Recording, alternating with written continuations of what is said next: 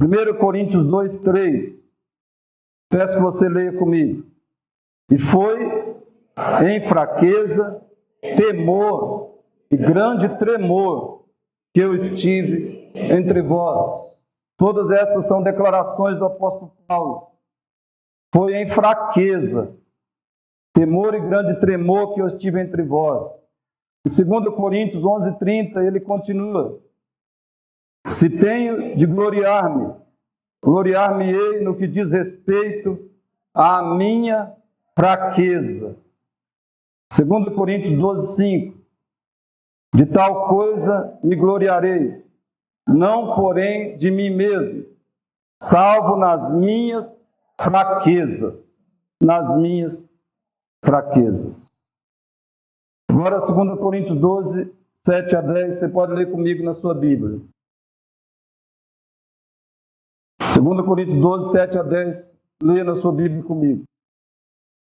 E Paulo diz, e para que não me ensoberbecesse com a grandeza das revelações, foi-me posto um espinho na carne, mensageiro de Satanás, para me esbofetear, a fim de que não me exalte. Por causa disso, 3 vezes pedi ao Senhor que o afastasse de mim. Então ele me disse, a minha graça te basta, porque o poder se aperfeiçoa na fraqueza. De boa vontade, pois, mais me gloriarei nas fraquezas, para que sobre mim repouse o poder de Cristo. Pelo que sinto prazer nas fraquezas, nas injúrias, nas necessidades, nas perseguições, nas angústias, por amor de Cristo. Porque quando sou fraco, então é que sou forte. Amém? Martinho Lutero escreveu e nós cantamos. A força do homem nada faz, sozinho está perdido. A força do homem nada faz, sozinho está perdido. Essa mensagem é desconhecida do mundo, infelizmente, também da igreja dos nossos dias. Os palestrantes, escritores de motivação e autoajuda têm feito um enorme sucesso. Infelizmente, também entre os chamados cristãos. Você tem ouvido palestras, assistido vídeos motivacionais? Você tem lido livros de autoajuda? O sucesso é enorme. Porém, querido, ouça bem isso. Na filosofia da motivação ou autoajuda, o potencial humano é a chave de tudo. No cristianismo, ocorre exatamente o contrário. No cristianismo, o potencial divino, através da fraqueza humana, é a chave de tudo. A mensagem do mundo é, seja forte. A mensagem de Cristo é, reconheça sua fraqueza. Reconheça sua fraqueza. A mensagem do mundo é, você pode tudo. A mensagem de Cristo é, seu poder é limitado. Sua força é limitada. Extremamente limitada. A mensagem do motivacionalismo é, tudo é possível para o homem. A mensagem do cristianismo é, tudo é possível para Deus. O motivacionalismo diz, você é a fonte da sua força e poder. O cristianismo diz, só Cristo é a fonte da força e poder que um ser humano pode ter. O motivacionalismo diz: dependa totalmente de você. Seja autossuficiente. O cristianismo diz: dependa totalmente de Cristo. Seja Cristo dependente ou Cristo suficiente. Queridos, o motivacionalismo promove uma suposta onipotência humana que cedo ou tarde, deixará o ser humano na fraqueza infinita.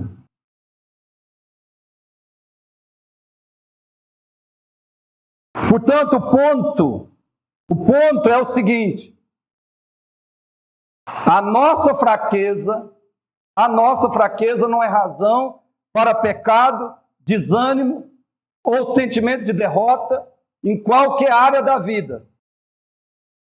Pelo contrário, a fraqueza deve nos estimular a confiança, perseverança, santidade e alegria. Esse é o ensino das Escrituras. A sua fraqueza, especialmente aquela fraqueza que nós mais sentimos, que nós mais experimentamos, que nós mais sofremos. Essa fraqueza deve nos estimular, não é razão para pecado, não é razão para desânimo, não é razão para sentimento de fracasso ou de derrota. Seja qual for a área ou circunstância da nossa vida. A fraqueza deve sim nos estimular a confiar no nosso Deus, a confiar no Senhor Jesus Cristo. Ela deve nos estimular à perseverança, à santidade e à alegria e ao louvor a Deus e ao orgulho santo, que é aquele que Paulo diz: eu me gloriarei nas minhas fraquezas. Mas é preciso que você entenda o sentido bíblico de fraqueza. Com essas palavras eu estou falando de 3 coisas. Presta atenção. Qual é o sentido de fraqueza no Novo Testamento? Na Bíblia como um todo. Primeiro, fraqueza significa a nossa insuficiência para a totalidade da vida. Somos insuficientes para qualquer coisa que temos que ser ou fazer. Somos insuficientes. Não temos o potencial. O potencial não nos pertence. Não o suficiente. Não o necessário. Não o satisfatório. Segundo, a nossa falta natural de poder espiritual para a vida cristã. Isso é fraqueza. A nossa falta natural, a nossa deficiência natural de poder espiritual para a vida cristã. Não temos poder espiritual. Não temos de nós mesmos poder espiritual. Terceiro, as várias formas de aflição ou sofrimento que nos atingem nessa vida. Isso é fraqueza. A nossa insuficiência para a totalidade da vida, a nossa falta de poder espiritual para a vida cristã e as várias formas de aflição ou sofrimento que podem nos acometer nessa vida. O primeiro tópico dessa mensagem vai esclarecer o que é e o que não é fraqueza, biblicamente falando. Vamos lá. Todos juntos? Tenta gravar isso no seu coração, na sua mente. Em primeiro lugar, a fraqueza não é um hábito ou procedimento pecaminoso. De novo, a fraqueza não é um hábito ou procedimento pecaminoso. Verso 10, parte A, Paulo diz: pelo que sinto prazer nas fraquezas, nas injúrias, necessidades, perseguições angústias por amor de Cristo. Se a fraqueza do cristão fosse alguma forma de pecado, Paulo jamais poderia dizer: eu sinto prazer nas fraquezas. Logicamente, ele estaria dizendo que tinha prazer em pecar ou tinha prazer no pecado. Especialmente em Paulo, fraqueza não é pecado, não tem nada a ver com pecado. A Bíblia não chama pecado de fraqueza. Pode até ter alguma palavra onde fraqueza, se referindo a pecado, tem o significado de imperfeição, da nossa imperfeição. Mas a Bíblia não dá ênfase a pecado com o sentido de fraqueza, principalmente que torne o homem uma vítima, ou que justifique pecados, fraquezas que justifiquem pecados das pessoas. A Bíblia não chama pecado de fraqueza, isso é invenção do vitimismo da humanidade vitimista da nossa época. A prática do pecado é algo que depende da nossa escolha, vontade e responsabilidade. Já a fraqueza é uma experiência independente da nossa escolha, vontade e responsabilidade. Então nós vamos entender bem isso, a diferença.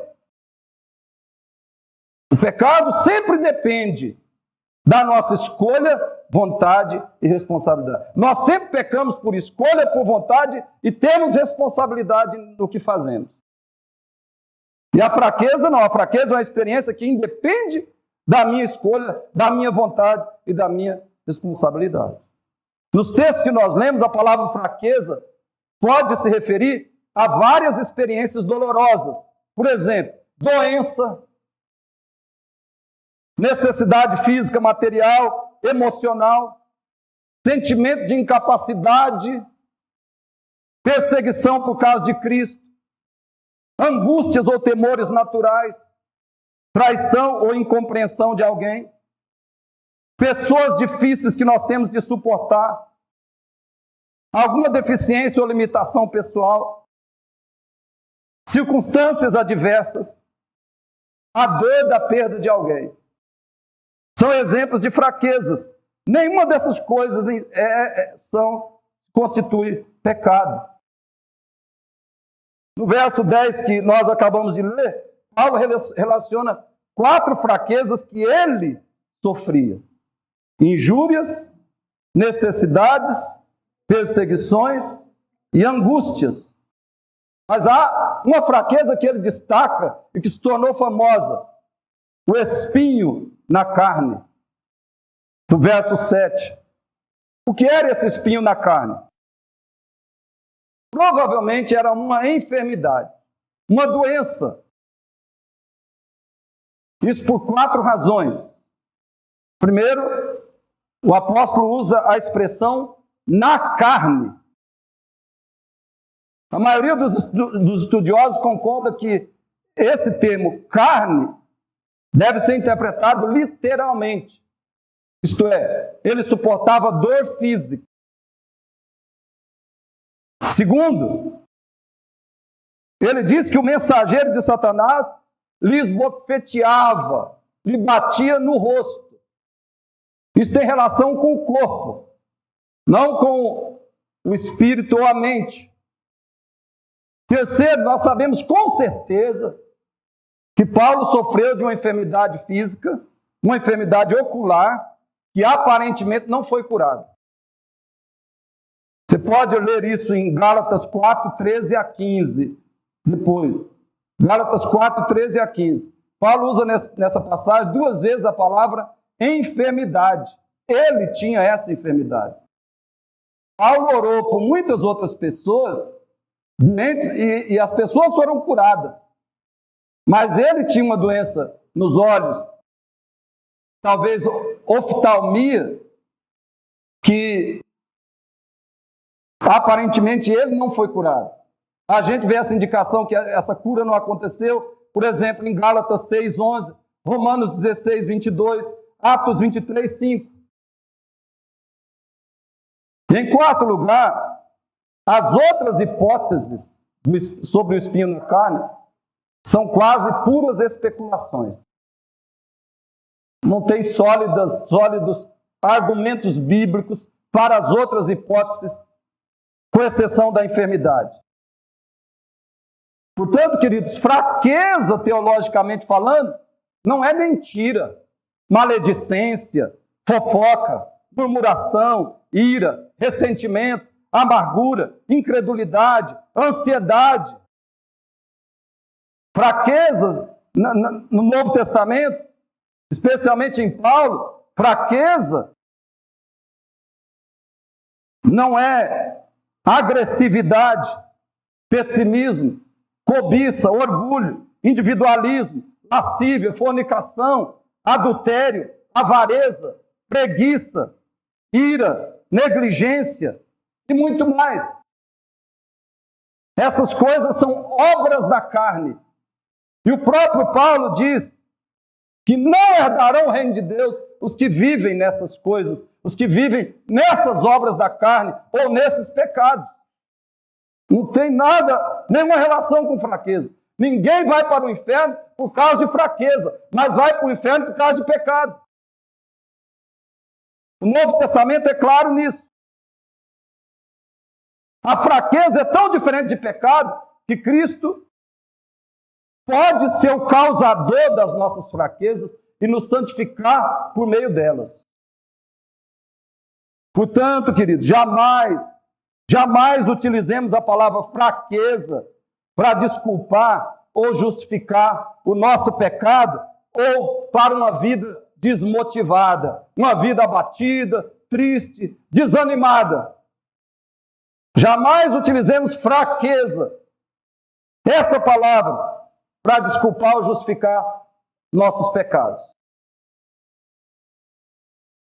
E muito menos usemos também a palavra fraqueza para uma vida de desmotivação, de tristeza, de abatimento e até de depressão.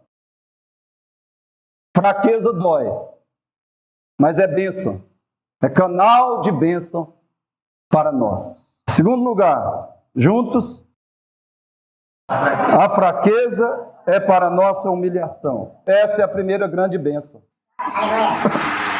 Essa é a maior bênção da fraqueza. Talvez, tem inúmeras bênçãos, mas essa é uma das grandes, das poderosas. Verso 7. Para que não me ensoberbecesse, a fim de que não me exalte. É interessante que Paulo, 2 vezes diz: o espinho foi-me dado para que eu não ficasse orgulhoso, metido, soberbo, arrogante. E foi para que ele tivesse a atitude e a postura contrária, para que ele se sentisse humilde e se humilhasse diante de Deus. 1 Pedro 5,6 diz: humilhai-vos, pois, sob a poderosa mão de Deus, para que ele em tempo oportuno vos exalte. A Bíblia nos convoca à humilhação diante de Deus. A Bíblia condena, nos censura, reprova completamente a nossa soberba, orgulho, arrogância ou altivez. E por outro lado, ela nos convoca e nos ordena à humilhação. Humilhai-vos sob a poderosa mão de Deus. Em Tiago 4,10, humilhai-vos na presença do Senhor, e Ele, em tempo, e Ele vos exaltará. Humilhai-vos na presença do Senhor, e Ele vos exaltará. Talvez o egoísmo e o orgulho sejam os piores pecados e os pais de todos os outros pecados. E o pior é que esses pecados são extremamente dissimulados. Nós podemos estar sendo egoístas, soberbos, sem a menor consciência disso.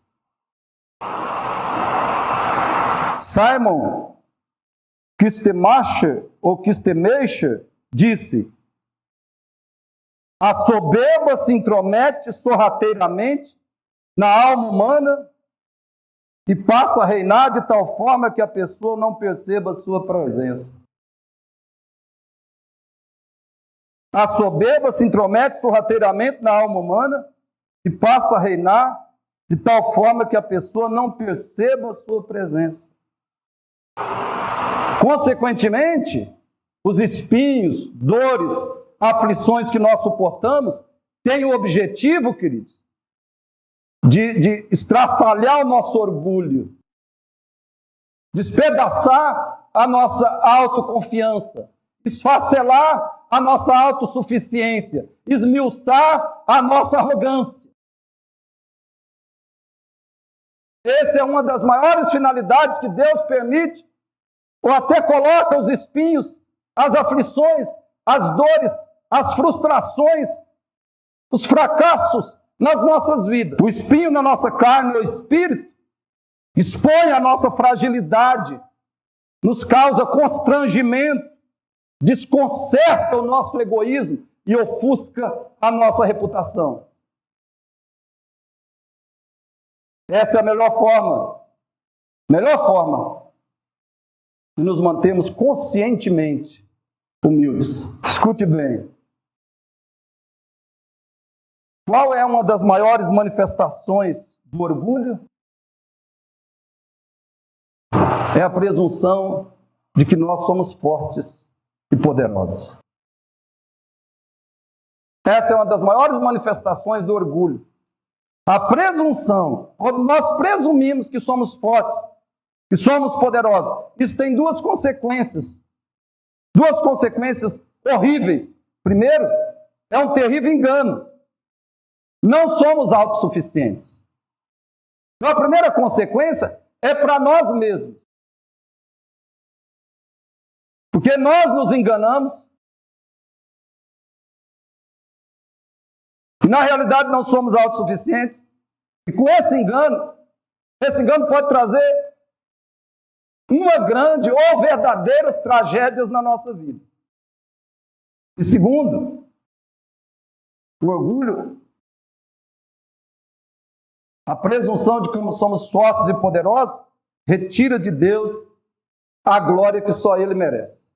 Nos impede de dar a Deus a glória da qual só Ele tem direito e é digno. Por isso, nós precisamos sentir a nossa fraqueza. O famoso John Stott escreveu, o filósofo Nietzsche construiu todo um sistema sobre a premissa do poder. Propunha um mundo dominado por governantes autoritários e opressores, no qual não havia lugar para seres débeis e enfermos. Seu ideal era o super-homem. Nietzsche adorava o poder e depreciava Jesus Cristo por sua fraqueza. Todavia, diferente do mundo, o poder de Deus se mostra por meio da fraqueza. A fragilidade humana é o terreno no qual se manifesta o poder divino. A fragilidade humana é o terreno no qual se manifesta o poder divino. Na passagem de 1 Coríntios 1, 17 a 2, 5, encontramos três expressões da mesma realidade. O poder de Deus se mostra na fraqueza da mensagem, na fraqueza dos receptores desta mensagem e na fraqueza daqueles que pregam a mensagem.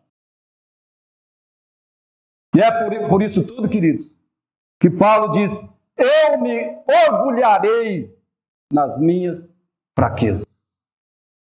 E eu e você devemos fazer o mesmo.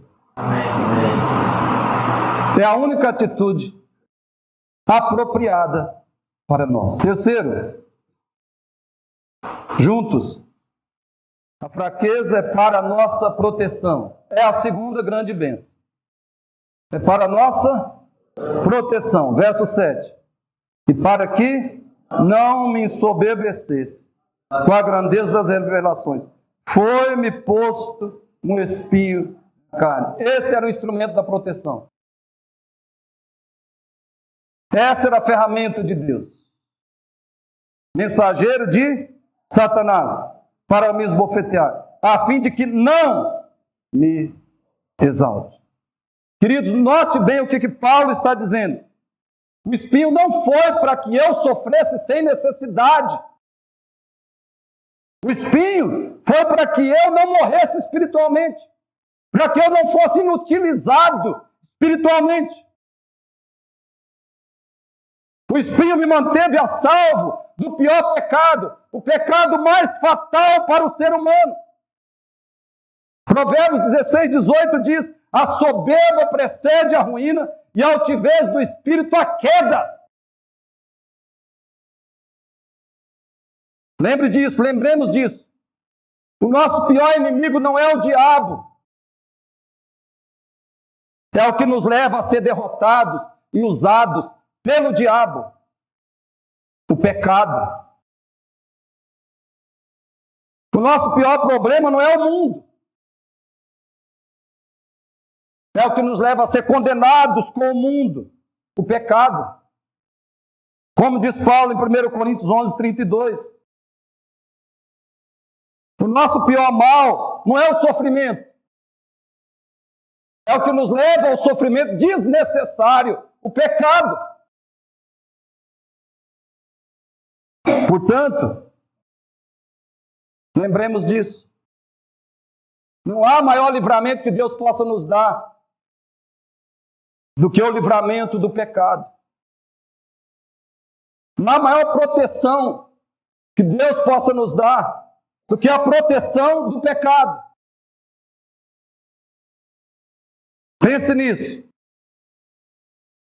Provavelmente eu e você seríamos mais carnais e mundanos se não tivéssemos as tristezas e aflições que suportamos.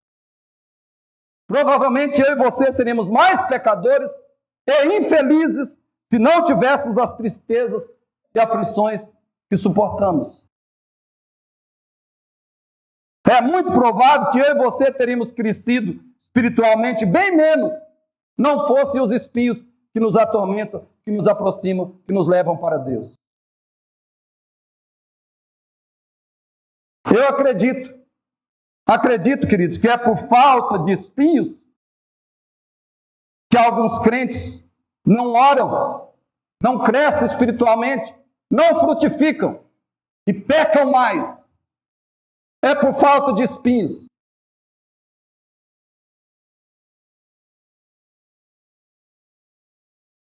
É muito provável que eu e você seríamos menos úteis no reino de Deus, ainda menos úteis, se Ele não tivesse nos dado os espinhos que nos afligem. E é por tudo isso que um escritor sabiamente diz que Deus, em sua grande misericórdia, enfraqueça todos nós. Que oração poderosa!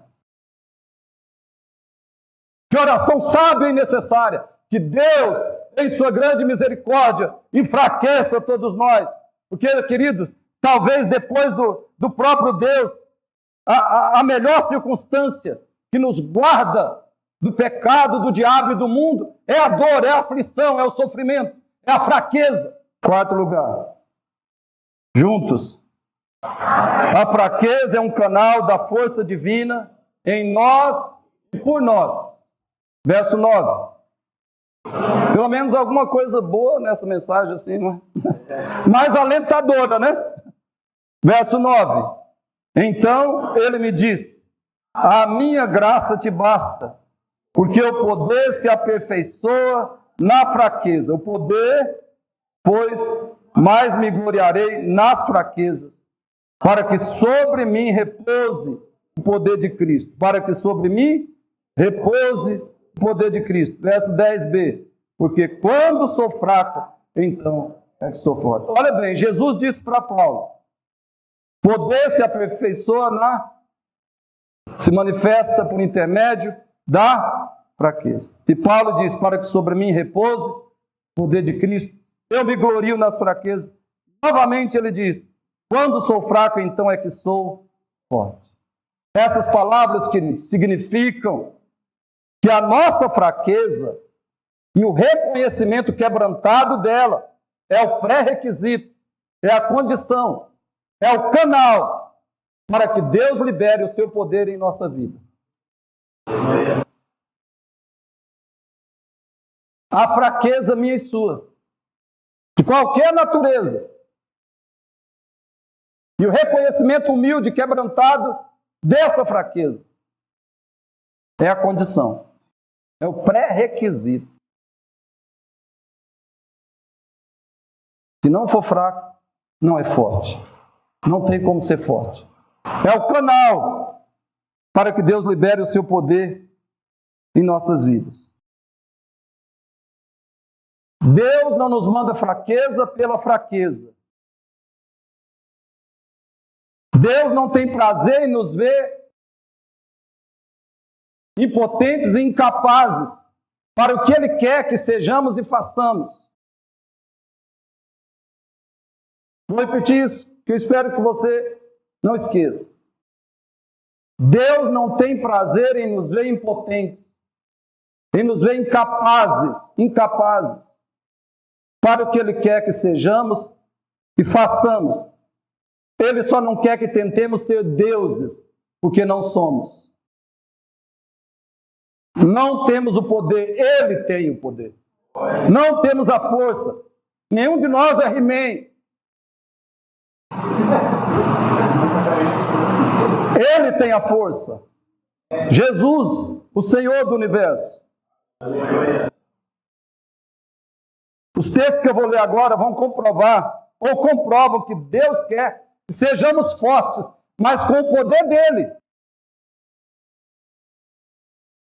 Leia comigo esses textos. Romanos 8, 26. Romanos 8, 26. Todos juntos? Também o Espírito semelhantemente nos assiste em nossa fraqueza, porque não sabemos orar como convém, mas o mesmo Espírito intercede por nós, sobremaneira, com gemidos inexprimíveis. Ninguém pode usar fraqueza como desculpa para não orar. O Espírito Santo nos assiste em nossa fraqueza. Isso aqui se aplica a todo dever cristão, irmãos. Todo dever cristão. O Espírito Santo vai assistir, vai fortalecer e vai capacitar. A oração é só um exemplo. Não sabemos orar como convém, não sabemos ser cristãos como convém, em nenhuma questão, nenhum desafio, nenhum dever cristão, nós somos capazes. Mas o Espírito Santo nos assiste em nossa fraqueza. 2 Coríntios 4, 7. Temos, porém, esse tesouro em vasos de barro, para que a excelência do poder seja de Deus e não de nós. Paulo está dizendo, eu não tenho a presunção de que eu sou alguma coisa. A minha convicção é que eu sou barro. Só isso. Nada mais que isso. E essa é a visão, essa é a convicção. Essa é a postura que eu tenho que ter acerca de mim mesmo. Essa tem que ser a minha autoimagem. Eu sou barro. E quando eu estiver bem consciente disso, e proceder, e falar, e pensar, de modo compatível com essa realidade de barro que eu sou, o tesouro vai se manifestar através de mim. O tesouro que é Cristo, o tesouro que é o Espírito Santo, a excelência do poder de Deus. O poder dele vai ser visto no barro e ele vai ser glorificado. Ele vai ser glorificado. Efésios 6:10. Juntos. Quanto ao mais, sede fortalecidos no Senhor e na força do seu poder. Deus não quer que sejamos fracos, ou que vivamos fracos. Deus quer que nos fortaleçamos nele e na força dele. Agora veja Filipenses 4:13. O apóstolo Paulo passava necessidades físicas, materiais, a ponto de não ter comida, não ter o alimento. Às vezes era essa a circunstância dele. Às vezes ele tinha alimento com fartura, às vezes não tinha nada. Ele diz, aprendi a viver contente em toda e qualquer circunstância. E essa palavra contente quer dizer, aprendi a ser suficiente, autossuficiente. Agora, ele não diz autossuficiente em mim mesmo e de mim mesmo.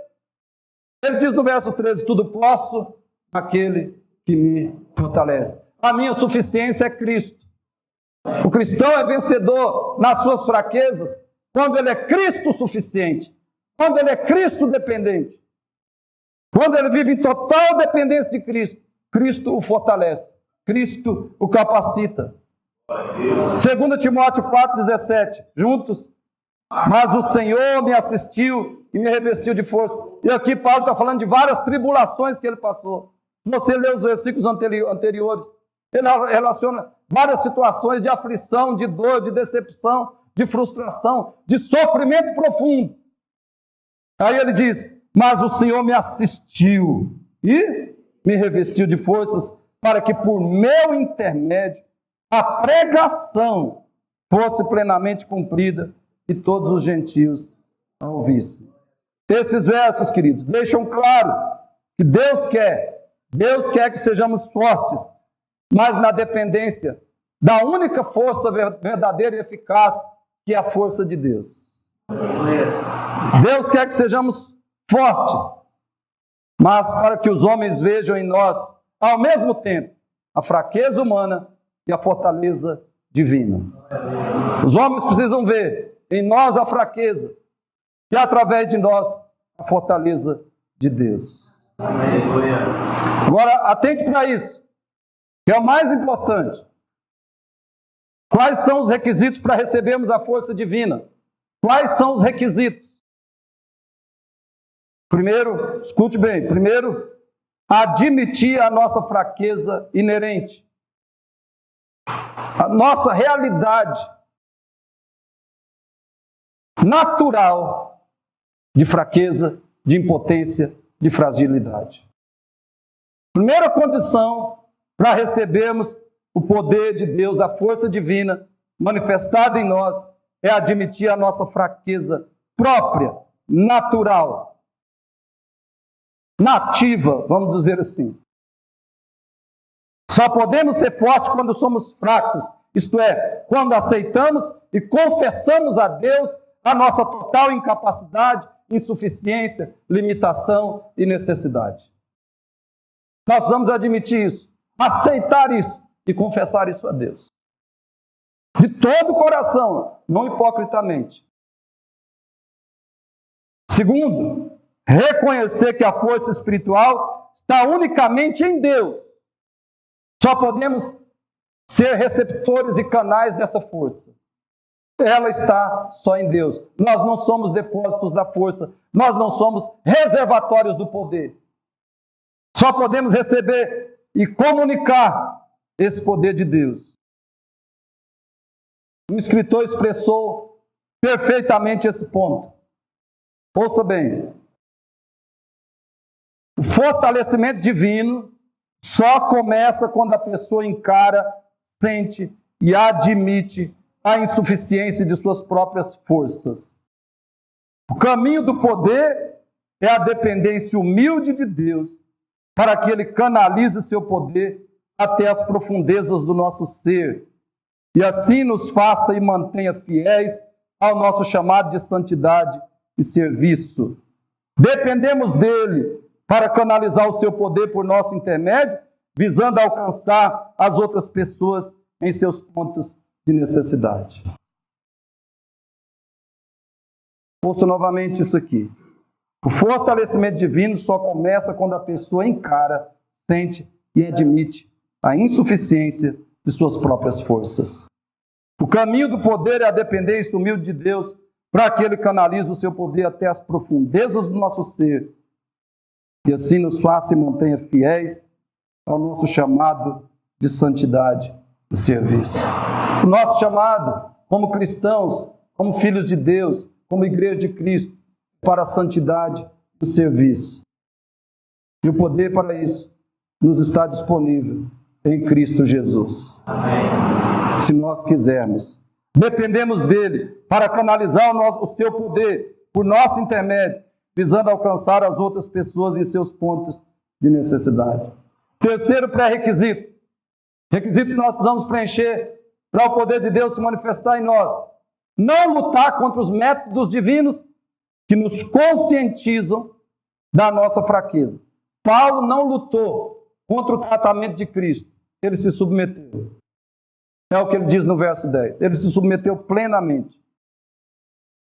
Então, se nós queremos o poder de Deus, precisamos sinceramente nos alegrar, dar graças a Deus por nossas grandes e pequenas aflições, por nossas grandes e pequenas frustrações, por nossas grandes e pequenas impossibilidades e irrealizações. Precisamos nos alegrar e dar graças a Deus por isso. Quais são as suas grandes fraquezas? Quais são as suas grandes e as suas pequenas frustrações? Quais são as suas grandes e pequenas aflições? Quais são as suas grandes e pequenas impossibilidades ou irrealizações? Para que o poder de Deus se manifeste na sua vida, é preciso que você se alegre e dê graças a Deus por isso. Dê graças a Deus por isso. Se nós queremos o poder de Deus, nós teremos de escolher entre o conforto físico e emocional e a graça de Deus. Entre a força humana impotente e a força divina onipotente. Nós temos que escolher. Quarto requisito é nos gloriar em nossas fraquezas. Nos gloriar em nossas fraquezas. Se vamos nos orgulhar de alguma coisa, que seja do quanto somos precários, insuficientes e dependentes de Deus. Paulo fez isso. Eu me gloriarei nas fraquezas e somente nelas. Quinto requisito: suplicar pela força ou poder de Deus. Suplicar. Efésios 6:10 diz que nós devemos nos fortalecer no Senhor e na força do seu poder. Será que é a melhor forma de fazermos isso, se não pela oração? Usar o meio de graça da oração e todos os outros meios de graça. Clamar pela força de Deus, pelo poder de Deus, pela capacitação de Deus. Usar esse meio de graça e todos os outros.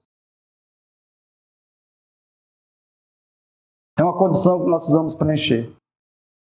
E sexto, não permitir que nossas aflições se transformem em pecado. Você quer que o poder de Deus se manifeste na sua vida? Não permita que as suas aflições se transformem em pecado. Deus usa a aflição para nos guardar do pecado. Porém, muitos cristãos de hoje estão recorrendo ao pecado para escaparem da aflição. Deus coloca a aflição para preservá-lo, para guardá-lo de viver nesse ou naquele pecado. Ironicamente, ele usa a aflição para se entregar ao pecado. A aflição o motiva, o desperta, o move a pecar. Sendo que Deus tinha colocado a aflição para livrá-lo do pecado. Um exemplo extremo disso são os pastores que se suicidam. Isso não é cristianismo, nem mesmo religião. É secularismo.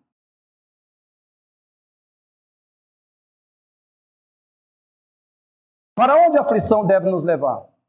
Para onde a fraqueza deve nos levar? Ela deve nos levar para o Getsemane. Para o Getsemane espiritual, que é o lugar onde, se Deus não nos dá o que pedimos, o que queremos, sempre nos dá o que precisamos para cumprir a missão dele na nossa vida.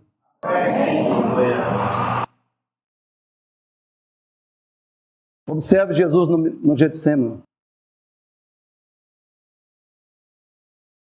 Aquilo é fraqueza.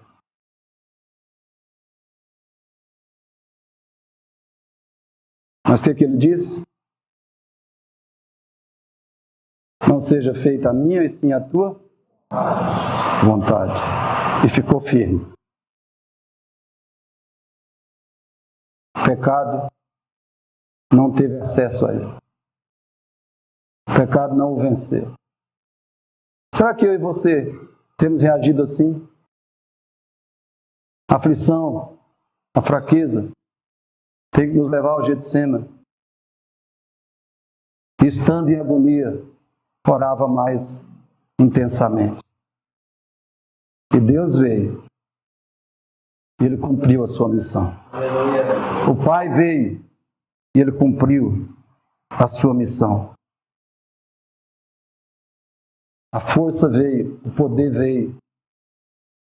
E hoje Ele reina. Ele reina. E vai julgar vivos e mortos. Pela sua manifestação e pelo seu reino. Sétimo lugar, não devemos pensar, não devemos contar. Pode até acontecer, mas não devemos contar que a força nos venha numa experiência de Popeye.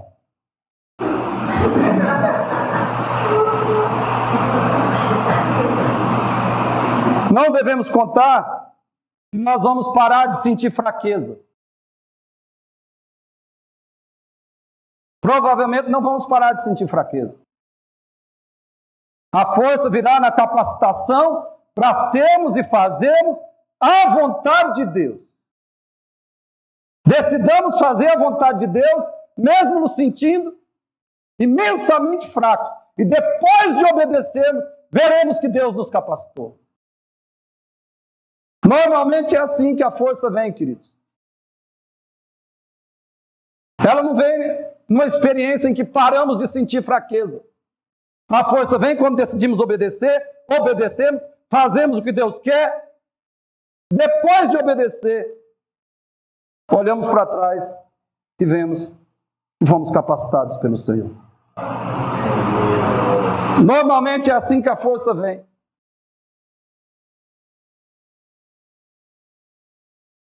E eu posso dizer para você, já experimentei isso inúmeras vezes. E quanto mais fraco, mais tem essas experiências.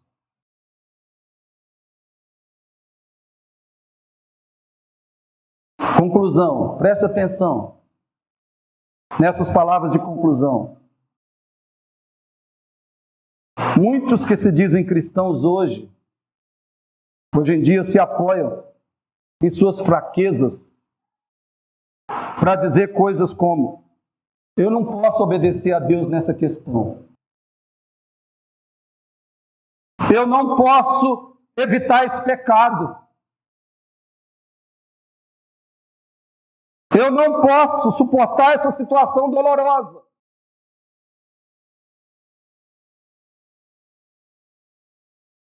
Você já disse isso alguma vez? Muitos cristãos hoje dizem: cristãos, eu não posso obedecer a Deus nessa questão. Eu não posso evitar esse pecado. Eu não posso suportar essa situação dolorosa. Ou então eles dizem: eu não oro porque eu estou fraco. Eu não evangelizo porque eu estou fraco. Eu falto muito aos cultos porque eu estou fraco. Ou eu uso mal a minha língua porque eu tenho essa fraqueza.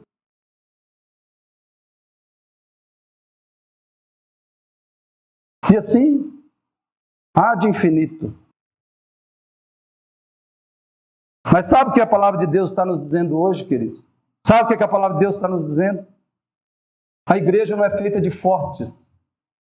Ela é feita de fracos que se fortalecem no poder de Deus. E por isso, vivem na vontade de Deus.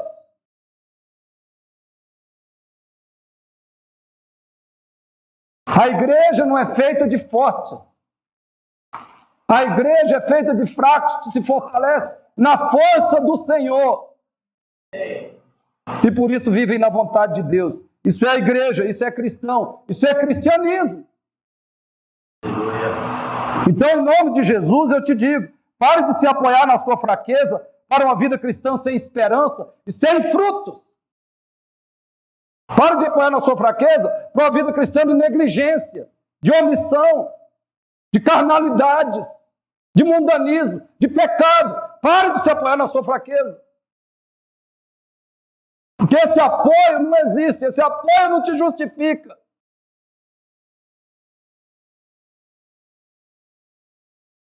Se você continuar assim, você não é cristão. Não é cristão. Contudo, se você não é um cristão, isso pode ser resolvido hoje, pode ser resolvido agora. Arrependa dos seus pecados. Se arrependa. De verdade. Creia no Senhor Jesus Cristo como seu único Senhor e Salvador. Como a sua fonte de força e de poder para vencer o mal. Para lutar e vencer o pecado, o diabo e o mundo. Para ser salvo. Ser salvo do pecado, diabo e mundo. Que é a nossa destruição. É a nossa derrota. É o nosso fracasso. O pecado, o diabo e o mundo. E Cristo veio e não pecou. Levou sobre si, carregou sobre si os nossos pecados. Ressuscitou ao terceiro dia para nos salvar. Dessa situação horrorosa. Você viu a tragédia de Suzano?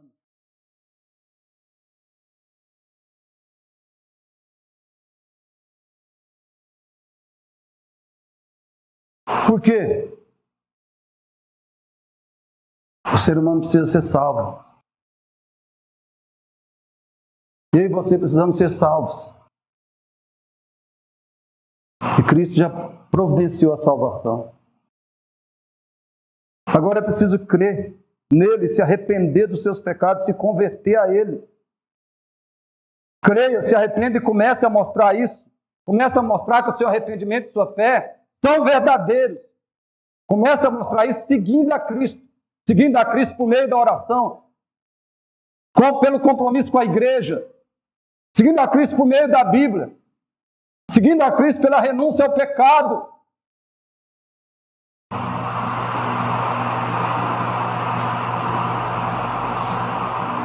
Feche seus olhos.